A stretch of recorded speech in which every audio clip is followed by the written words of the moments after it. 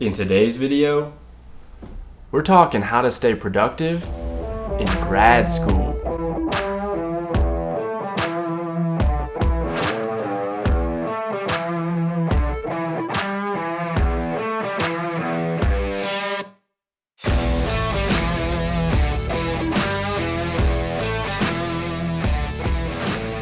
Welcome to the video, guys. My name is Tyler, also known as the Fit Chemist, and I help people take control of their lives by taking control of their fitness and nutrition habits. So if you are new here, welcome. Please consider subscribing and turning the notification bells on. And if you're returning, welcome back. I'm so glad you're here. As you can see, a little bit different today. I'm here in lab. My undergraduate is over here cleaning out his hood. We're sending him off to UC Davis in the fall. So sad, but he's going to go on to do some good things there. But while he's cleaning stuff up over there, I figured I would do a video on how to stay productive while in graduate school. So based on my last video in lab, it seems like you guys really enjoyed getting a glimpse of the life of a graduate student. So I figured I would sort of continue that trend, but this time giving some actionable advice on how I like to stay productive in graduate school. Grad school is busy. I'm not gonna lie to you guys. I feel like everybody could benefit from some tips on how to stay productive. So I'm hoping that, by giving you guys these tips that you can learn and apply these to your own life, because they're not just unique to graduate school. So like people often ask me, how do I have time to work out, eat healthy, take care of my body, be a graduate student and get all of my research responsibilities done, but also run a YouTube channel and run an online coaching business. So hopefully after watching today's video, you guys will get a glimpse of how I'm able to do all of that and still stay productive. So some of you might be wondering, how are you filming a video on productivity if you're just wasting time in lab? I will tell you that I'm filming this on a Sunday morning as our only day off. As graduate students in this lab, we're expected to work 6 days a week. Because of coronavirus right now, we're actually only working 3 days a week. We're doing shifts. But nonetheless, I came in Sunday morning, I took care of what I needed to, and while he's over there cleaning up his stuff and I'm supervising him, I figured I would use some time to film a video like this. My advisor knows that I'm filming this as well. I've been very transparent with him, so he knows that I'm doing this. I appreciate the concern. It's unwarranted though. So with that, let's get into tip number one. Tip number one is going to be using multiple to-do lists. Here in lab, I have a to-do list that I use on my iPad, and then as far as business and personal life, I have to-do lists that I keep in the notes app on my phone because I just always have my phone on me, and I'm always able to update and edit that. But essentially what I have done is in each of those 3 to-do lists, I have them categorized or subcategorized, I guess you could say, into like most important, so something that needs to be taken care of like almost immediately. And I have less important, which is maybe take care of later today or tomorrow. And I have even less important, which is something that I might need to take care of like a week from now or maybe even a month from now. But that way, if something pops up that I need to take care of, it is absolutely on the list and I don't forget that I need to do it.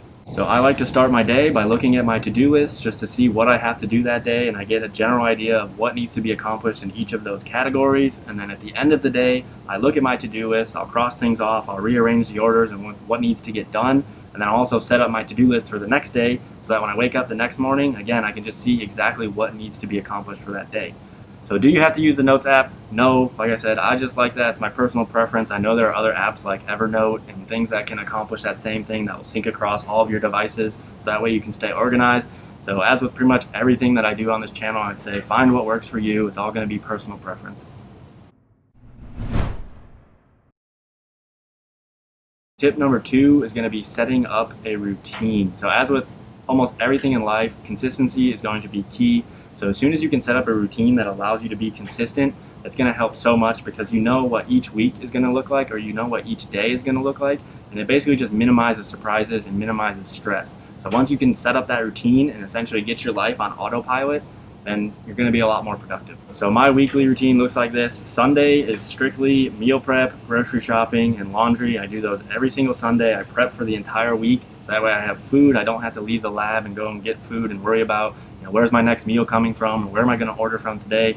All of that is taken care of. Right now I'm doing a 4-day split, so I have Monday, Tuesday, Thursday, and Friday are gym days, so I know that I'm going to the gym each of those mornings. And then I have Wednesday, Saturday, and Sunday off. So Wednesday and Saturday mornings are typically when I'll wake up early. And instead of going to the gym, I like to work on YouTube stuff or work on the business and take care of whatever needs to get done before I have to come into lab. Monday nights, I will do client check-ins with people. And then Tuesday night is usually planning a video or some sort of content creation for Wednesday morning for when I have that free time. And then usually Wednesday night will be something like editing those videos, and then Thursday is either wrapping that up or creating content for Instagram. So as you can see, most of my week is already planned out, but not even just that. Each of those days is planned out, I'd say 80% as well, right? So I get up, I go to the gym, I get into lab at roughly the same time. I have 2 meals while I'm in lab. One's around like 12:45 and the other is around 4:45. So I eat those at pretty much the same time every day. And then I'll come home at roughly the same time. So I'll come home, I'll have some downtime, maybe like an hour or two, and then I get in bed at the same time. So my week is already set up, but as you can see, my days are also set up as well. And again, we're just trying to minimize those surprises. That's not to say that new things won't pop up, but if you already have a schedule set in stone, then something that does pop up, you can very easily incorporate into what's already going on in that week or that day. The sooner that you can set up a consistent routine and get your life on autopilot, as we say, the sooner you can start focusing on productivity and output, because you're not going to be wasting time wondering what you're going to do that week or what you're going to do that day. It's already set in stone. You know it needs to be done, and you just have to do it. Tip number 3 is going to be staying organized. So I feel like a to-do list sort of falls under this category as well. We've already talked about that, but I can talk about some other areas of organization, one of them being a calendar. So just like my to-do list, I'm always using and checking my calendar. Anytime a meeting gets mentioned at work, or let's say a client books a new call, or anything related to the business gets set up, boom, it's on my calendar immediately. So not only can I check my to-do list to see what I need to do that day, but I can check my calendar to see where I need to be and when I need to be there. Something else that I like to pride myself on is staying very organized in lab. So you can see that I keep my hood area very, very clean and tidy, and so does my hood mate. That's just the way we roll over here. But I don't like having a cluttered bench space, because if you have a cluttered bench space or cluttered work area, then you're going to have a cluttered mind, and it's just not good for productivity. Not only do I keep my lab area and my desk area clean, I label everything in as much detail as I possibly can. So that way if my advisor comes in here and says, "Hey Tyler, what happened for this experiment that you ran 6 months ago or a year ago?"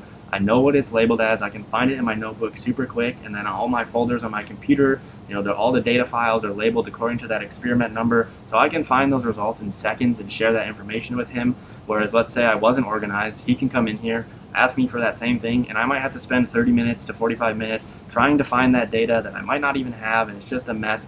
So I'm telling you, if you can stay organized, it's going to help your productivity, because you're not wasting time trying to find things. And I feel like this one relates to real life arguably the most, not necessarily just graduate school, but translate that over. Is your apartment cluttered? Like, do you keep your room clean? Do you make your bed in the morning? Is your kitchen clean, or is it full of a bunch of dirty dishes? Like, the point I'm trying to make is that if you reduce clutter in the areas of your life, you're going to reduce clutter in your mind, and it's just going to increase your productivity and output. Fourth and final point of staying productive is going to be getting enough sleep each and every single night. Sleep is the best medicine that nobody wants to take, and I don't know why, because it's free. It does so much for your body. About a year ago, I watched a very eye-opening TED Talk on sleep, which I'll link down in the description below. If you have 15 to 20 minutes, I don't remember the video length, but I would definitely recommend going and watching that, because it points out just how crazy things can get when you're not sleeping enough. Stop looking through Instagram, Reddit, Twitter, TikTok, whatever you're doing, scrolling on your phone before bed. I would say just opt out of that. Get in bed at the same time. You don't need to waste time doing that, and just get that extra hour, extra 2 hours of sleep. See where you can cut back on some of those things, because I'm telling you, more sleep is going to make a huge impact on your productivity. Something that is sort of intertwined here is caffeine intake. So for me, I average about 8 hours of sleep every night, and as a result, I'm only using caffeine twice per week, and typically that's on leg days, just because I want that extra oomph to go and lift heavy. But what I see with a lot of graduate students, and of course this is purely anecdotal data, but I see so many graduate students that are like super addicted to coffee. They wake up, they have a coffee in the morning to get them going, then they'll have a coffee at lunch, then they need a coffee in the afternoon. It's just like, okay, that might sustain you for some energy for a little bit, but I feel like you'd be better off, dialing that down and just getting better sleep in general, because what a lot of people don't know is the half-life of caffeine is actually 6 hours. So if you have a coffee at 4 o'clock in the afternoon, when 10 o'clock rolls around and you're getting into bed, half of that caffeine amount, so let's say you had 200 milligrams at 4 p.m., 100 milligrams of caffeine is still going to be floating around your system at 10 p.m., and then what happens? Your sleep gets ruined, or let's say it just gets interrupted and you're not sleeping as well. Then the next morning you wake up, you're more tired, you need more coffee to get you back to where you felt yesterday, and it's just this endless cycle that keeps on continuing. So I'd say if you can sort of don't ditch the coffee. You know, I still have caffeine every now and then, but I'd say dial it back and focus more and put more emphasis on just sleeping well. But I think that caffeine topic is something we can dive into on another video, and I'll actually share some of the science and what the research says.